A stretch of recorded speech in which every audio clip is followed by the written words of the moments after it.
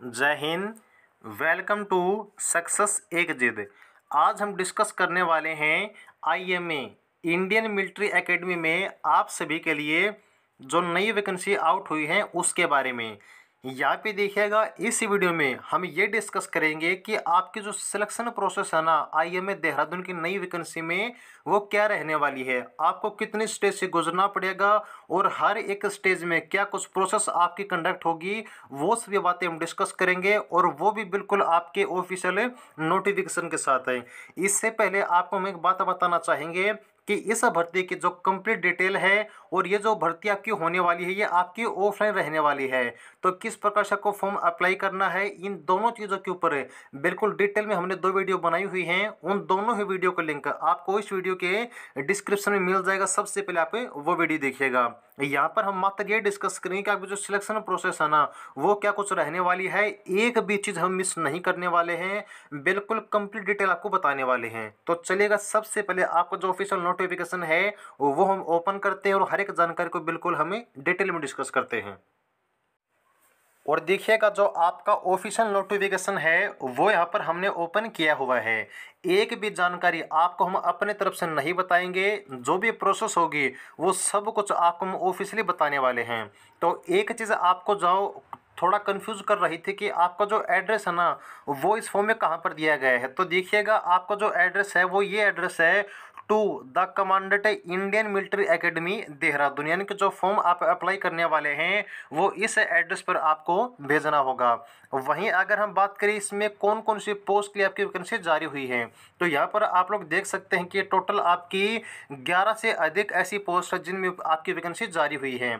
जिनमें आपकी पोस्ट कौन कौन सी शामिल हैं, कुक स्पेशल की, आपकी कुक आईटी की, ध्यान दीजिएगा कुक स्पेशल और कुक आईटी की आपकी अलग अलग वैकेंसी जारी हुई हैं। इसके अलावा आपकी ड्राइवर की वैकेंसी, आपकी बूट मेकर या फिर आपकी रिपेयर की वैकेंसी, इसके अलावा एलडीसी जिसको हम बोलते हैं लोअर डिवीजन क्लर्क के उसकी वैकेंसी। इसके बाद आपकी कौन सी पोस्ट है, मसालची और आपकी वेटर की वैकेंसी। देन आपकी अगली पोस्ट कौन सी है, वो है आपकी फटिगमैन की, फिर आपकी एमटीएस की पोस्ट है। अब इसमें थोड़ा कन्फ्यूज मत होइएगा, आपकी जो पोस्ट है ना वो है तो एमटीएस की, लेकिन एमटीएस की आपके इसी भर्ती में अलग अलग आपकी 3 कैटेगरी डिवाइड की गई हैं। अब वो कैटेगरी कौन कौन सी हैं समझ लीजिए। एक कैटेगरी आपकी है एमटीएस है सफाई वाला की। वहीं अगली वैकेंसी की अगर बात करें तो देखिएगा वो आपकी ग्राउंड्समैन की, जेसी ऑर्डरले की, और एक वैकेंसी जो आपकी सेकंड डिवाइड की गई है एमटीएस के लिए वो आपकी चौकीदार की। पहले कौन सी थी, एमटीएस सफाई वाला की। दूसरी वैकेंसी कौन सी है, एमटीएस चौकीदार की। और इसके अलावा एक और वैकेंसी आपको देखने को मिलेगी, जोरा सा नीचे आइएगा, यहाँ पर आपकी अगली पोस्ट ग्रूम की है, फिर बार्बर की, फिर आपकी इक्विपमेंट रिपेयर की वैकेंसी है। देन आपकी 22 की रिपेयर की वैकेंसी, और उसके बाद अगली जो पोस्ट है वो आपकी एमटीएस मैसेंजर की। तो यहाँ पर एमटीएस के लिए अगर आप अप्लाई करेंगे ना तो थोड़ा सा ध्यान दीजिएगा कि एमटीएस लिखने के बाद आपको एक ये जरूर से जरूर मेंशन करनी है। वो मेंशन आपको इन 3 पार्ट में से कि आप तीनों पार्ट के लिए डिवाइड जो अप्लाई करना चाहते हैं, फिर आप एक डिवाइड के लिए एक पोस्ट के आप अप्लाई करना चाहते हैं। ठीक है जी। तो एमटीएस आपकी सफाई वाला, एमटीएस चौकीदार और एमटीएस आपकी मैसेंजर की वैकेंसी वो आपकी रहने वाली है। और फिर आपकी लैब अटेंडेंट की वैकेंसी आपको देखने को मिलेगी।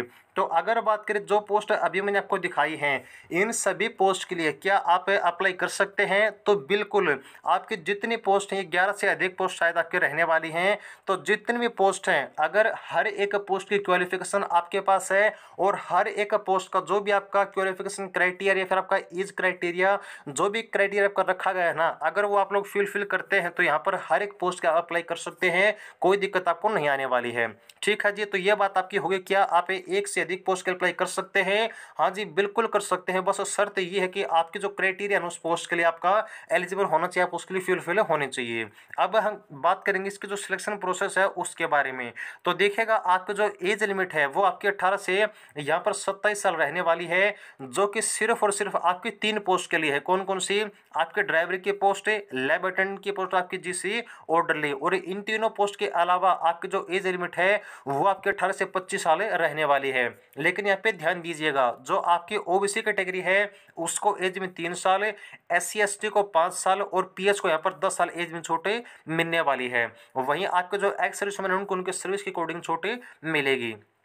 देन हम बात करें आपकी फ़ीस की, तो देखिए आपकी जो फ़ीस रहने वाली है वो सिर्फ और सिर्फ आपके जनरल के लिए है 50 रुपये। लेकिन ध्यान दीजिए, अगर आपकी कुछ रिजर्व कैटेगरी हैं, रिजर्व कैटेगरी कौन कौन सी, ओबीसी कैटेगरी, एससी एसटी, अगर आपकी रिजर्व कैटेगरी में सीट नहीं है, वैकेंसी नहीं है, तो आप लोग जनरल के अगेंस्ट अप्लाई कर सकते हैं अगर आपके जनरल की वैकेंसी है और आपकी कैटेगरी की वैकेंसी नहीं है। लेकिन वहाँ पर आपको एक चीज़ ध्यान में रखनी होगी कि अगर रिजर्व कैटेगरी, आपकी रिजर्व कैटेगरी जनरल के अगेंस्ट अप्लाई करती है ना, तो वहाँ पर आपको सभी कंडीशनें जनरल की ही लागू होंगी। यानी कि आपको फीस वगैरह, आपका एज क्राइटेरिया जो भी आपका रखा गया है वो सब आपको जनरल का जो होता है वो फुलफिल करना होगा। ठीक है, तो वहीं अगर हम बात करें, देखिएगा आपकी जो डेट काउंट होगी, तो इस भर्ती की आपके अप्लाई करने की जो लास्ट डेट है ना, वो है आपकी 3 जनवरी 2022। ध्यान से सुन लीजिए, 3 जनवरी 2022 इस भर्ती की लास्ट डेट रहने वाली है।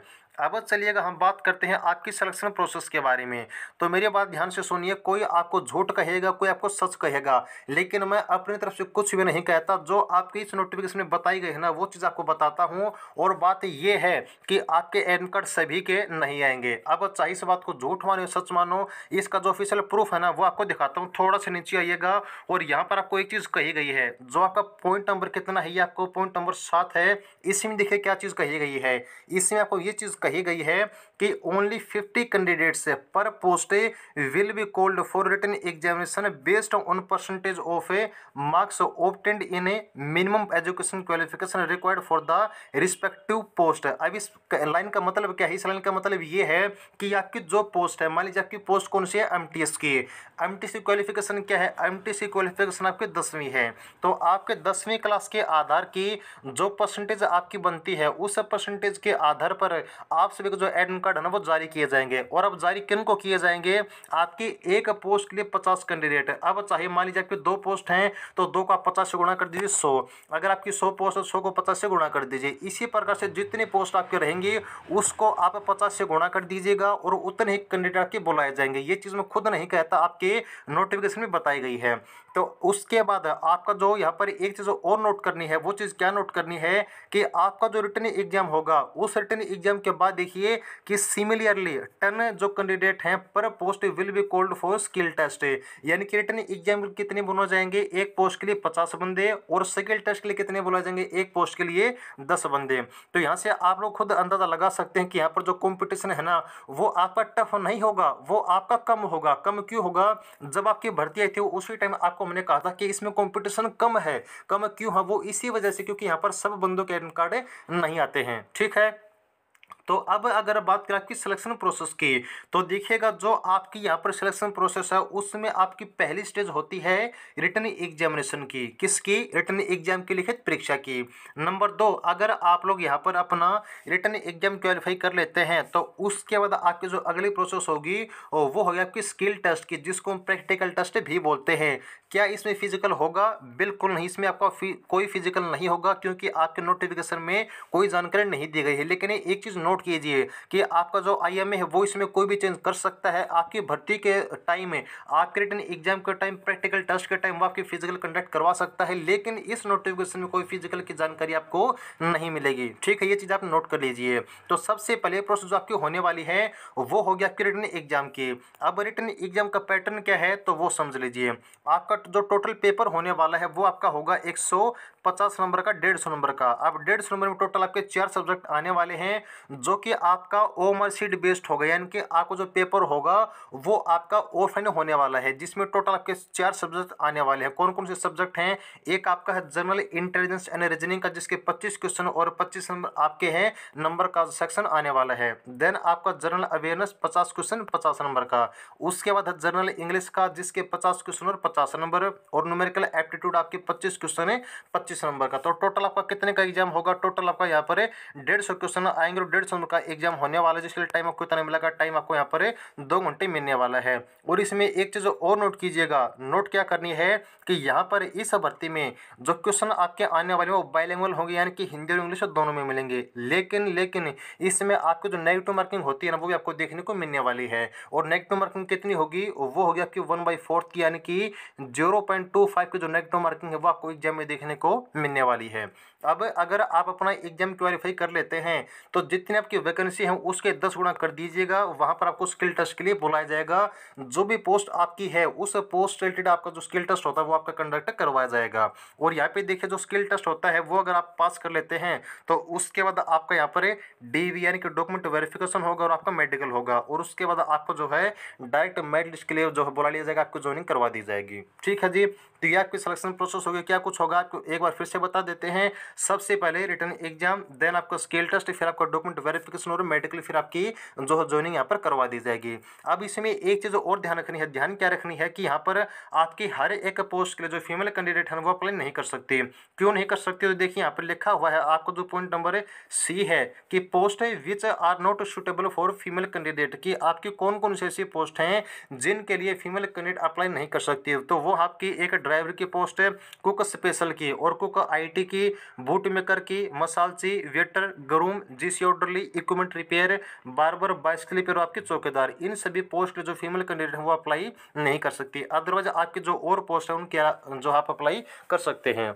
तो यह आपकी टोटल जानकारी थी आपकी सिलेक्शन प्रोसेस के बारे में। जो भी यहाँ पर आपका क्राइटेरिया रखा गया आपकी सिलेक्शन प्रोसेस के लिए, हर एक स्टेज के बारे में आपको हमने बता दिया है। तो उम्मीद है कि जानकारी अच्छी लगी होगी। अब भी अगर आपका कोई डाउट रह जाता तो कमेंट सेक्शन में आप लोग पूछ सकते हैं। तो वीडियो अच्छी लगी तो वीडियो को लाइक जरूर करें और जुड़े रहिएगा। जय हिंद।